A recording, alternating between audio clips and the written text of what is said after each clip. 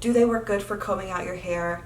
100% no. This will like snag every single little knot that you've got. But what it's good for is pain control. What? Hello to all you beautiful birthing people. Welcome back to my channel. So today's video is going to be one all about all of the different things that you can ask for in the hospital, you can use in the hospital to help with your labor, delivery, postpartum, feeding experiences. And this video obviously is going to be pretty specific to the United States, where we do get a lot of things. We pay for them, but we get a lot of things. And just in general, what I want you to know is even if you don't get provided these things at your facility, this is kind of a list of things that you can use to bring with you to help with your labor, postpartum, feeding experiences.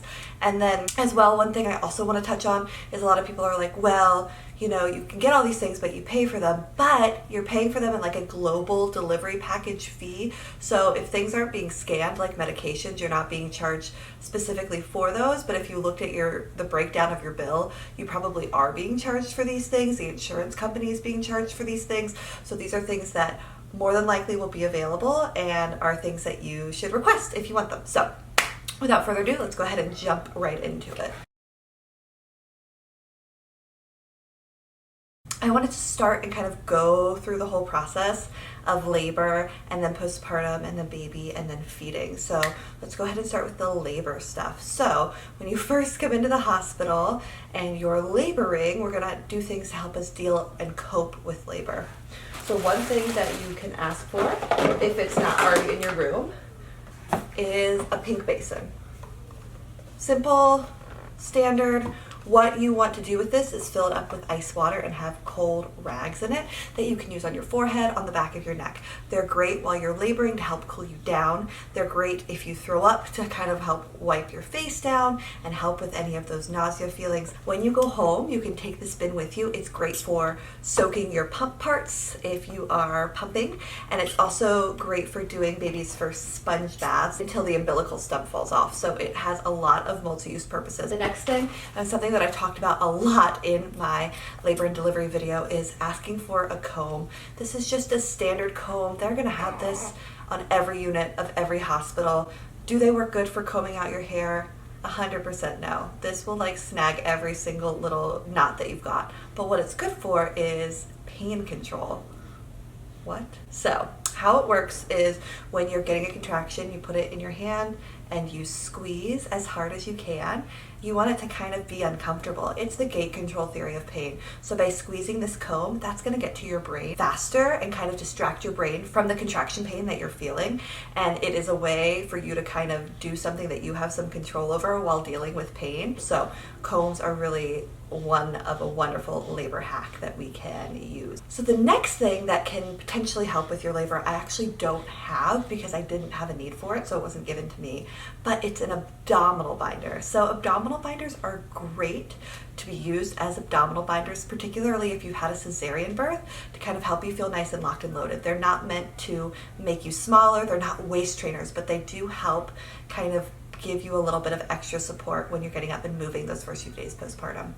But what I like to use abdominal bands for in labor is if we have a patient who is needing continuous monitoring and we're having a difficult time keeping the baby on the monitor. Maybe it needs to be at a really specific angle, or maybe there is a little bit of extra adipose tissue in the abdomen that we're having to kind of work around.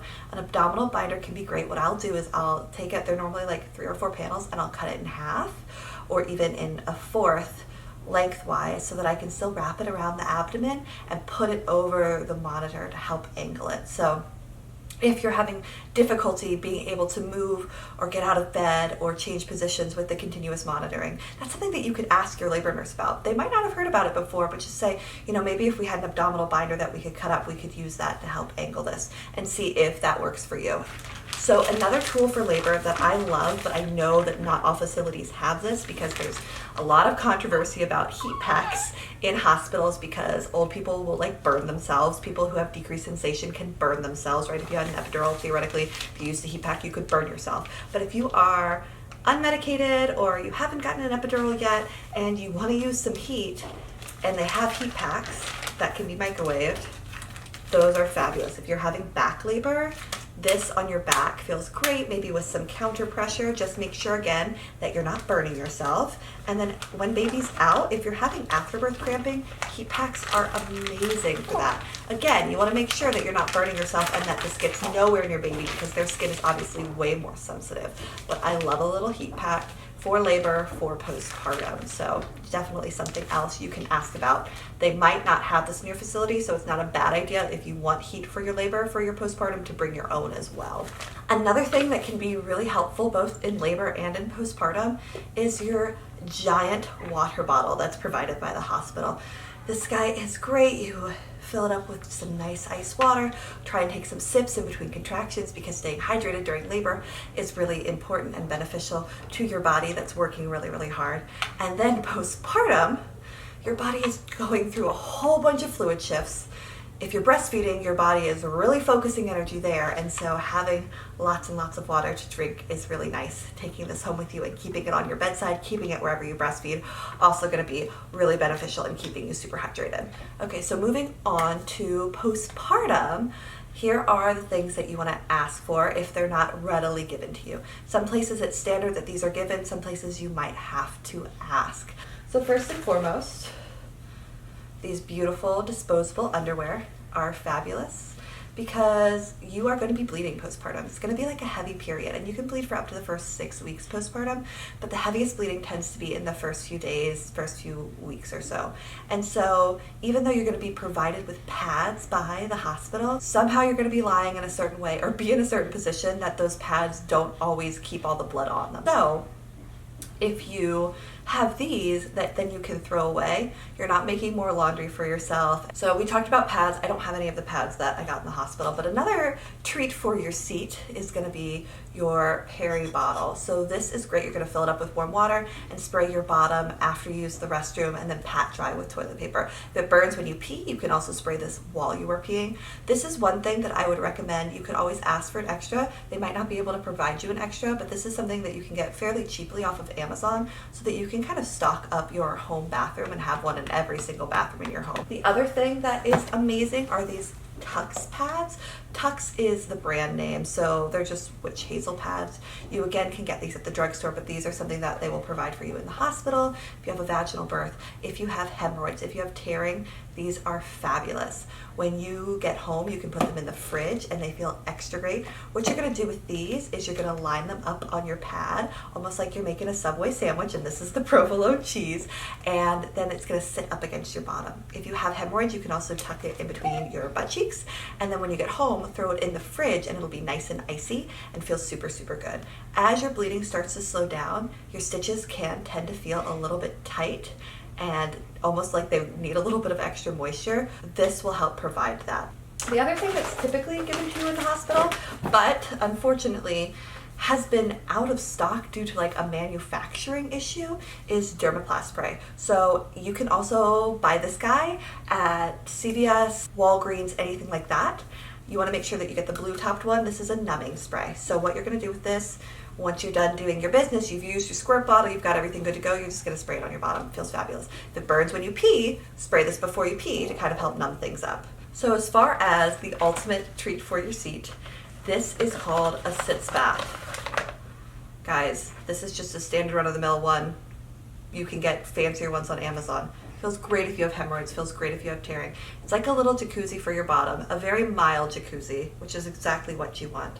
But what you do is you fill this up with nice warm water. You're gonna put up both seats of your toilet, and then this fits right inside in the front. There's a little place for this tubing to go. And then in this bag that just opens up like an old-fashioned hot water bottle, you put super, super hot water, and then this goes on the back of the toilet, and you open this up and you hang it to gravity. And then you just sit in that and enjoy. 3 times a day. After the first 24 hours is a nice way to get heat on your bottom. It brings those nice healing cells to your bottom. And then you also can, if your feet are feeling a little swollen, get like a little foot soak going if your bathtub's close by, or just use your pink basin even for a little foot soak with some Epsom salt. The other thing that you can do if you have some tearing, some swelling, you're wanting some ice on your bottom, is actually to use a glove or a diaper to give yourself a little ice pack that's made in the hospital. So if you use a diaper, all you do is you cut open this back of it and it just opens up, and then you put the ice in it. What's nice about using a diaper is as it melts, it will capture all of the melting ice. Whereas with a glove, what I find is as it melts, people wake up freaking out that they are in a puddle of blood, but really they're just in a puddle of melted water. So if you have more significant tearing, I think that this is a really good way to go to get that nice cooling sensation from the ice on. You want to obviously alternate ice and no ice for the first 24 hours, and then ice and heat as feels nice to you. You don't want to keep ice on your bottom continuously because that can damage those cells that are in that area trying to heal. Another thing that you are going to have in your room, and remember, anything that's in your room that's like a supply is yours to take, because if it's in your room and you leave it there, it does have to be thrown away. These pads, these are, I call them like puppy pads. This is like, I have orange ones that are a little bit more absorbent. I've got blue ones too. Okay, these are going to be up underneath you for the first little bit after you have your baby. You can take them home. You can use them on your bed. You can use them as a little changing station for your baby as well, because babies love to pee and poop as soon as their diapers come off. Now for baby, everything in the crib is going to be something that you can take home with your baby. You're going to have a little card that has your baby's name on it, like a more specific hospital card. I'm just going to show you a card that my coworker made, Rosie, that has all of her stats on it, because I obviously, well, one, I don't know where the other one is, but two, it has like sensitive information that I don't want to share with the internet. But this is like a nice little crib card. There's probably going to be a footprint card that you can take with you. The measuring tape from when they measured her head, her little umbilical clamp that was on her belly button is something you can take home with you if you want. I also love, and what I do with all of my babies, is their first little hat that they have in the hospital, as well as their little bands that were on their ankle. I put in a nice clear ornament so that those are like little keepsakes, and then they go on the Christmas tree. Another thing that you can take home is any shampoo that they have, any diapers. We give Pampers at my facility. Any wipes, anything like that, you can definitely take home with you. And then if they have a bulb syringe, you can take that home with you. But keep in mind, these are great for suctioning out mouth and noses if babies are sick or they have extra secretions. These are single use though, so I only took this one home because I did not use it in the hospital. And then the last thing that I want to discuss with you is feeding. So if you are bottle feeding, more than likely your hospital will provide a formula for you. It might be Enfamil, it might be Similac. You obviously can also bring your own formula, but whatever they give you, if there's any extras, definitely take that home with you, as well as any bottle nipples or bottles that they give you, you can take those home with you. And then if you are breastfeeding, if you're hand expressing at all, definitely ask for a medicine cup to hand express into. You can obviously hand express into a spoon as well, but the spoon isn't going to sit evenly. So if you're hand expressing and you're getting quite a bit, I always ask for a medicine cup, and then a dental syringe, because you can draw up the milk from the medicine cup and use that to finger feed baby. You also can feed directly from the medicine cup as well and do like cup feeding with your baby, which is kind of cool. So these are really nice tools that can be washed and used again at home if you're hand expressing, if you're needing to finger feed at all. And I did do that with Rosie just because I had a lot of colostrum. I was hand expressing, and she does have some oral restrictions that we are currently working with, so I have been finger feeding her some extra milk that I have been expressing. Now I do want to touch on the one thing that you cannot take with you from the hospital. Yeah, Rosie's like, guys, don't take it, don't take it. And that, unless it is expressly told to you, is linens. Okay, so that cute little baby blanket with the ducks on it, the cute little blanket with the stripes on it, please do not take those from the hospital. Let me tell you why. It's not because we're mean. It's not because we don't want you to have the cute, beautiful baby blanket that your baby was in. It is simply because we don't own those. We are renting those. And so when they do the laundry and there's items missing, we get charged for them, and that definitely increases our overhead and it's just, you know, kind of frustrating in general. So we really appreciate, take your pictures with the linens, do what you want with them while you're here, but make sure to give them back to us. Those are all of the things that I recommend asking for and using in the hospital. I hope that this video was helpful. Of course, ask your provider, ask your facility what they're going to have. Don't assume that they're going to have all these things. They might even have way better stuff than what I'm showing, but these are the things that I've been provided by my facility when I gave birth. So let me know if you guys have any questions down below, anything that your facility provided or didn't provide that surprised you, that was helpful or super unhelpful. Let us know down below. And until next time, bye guys.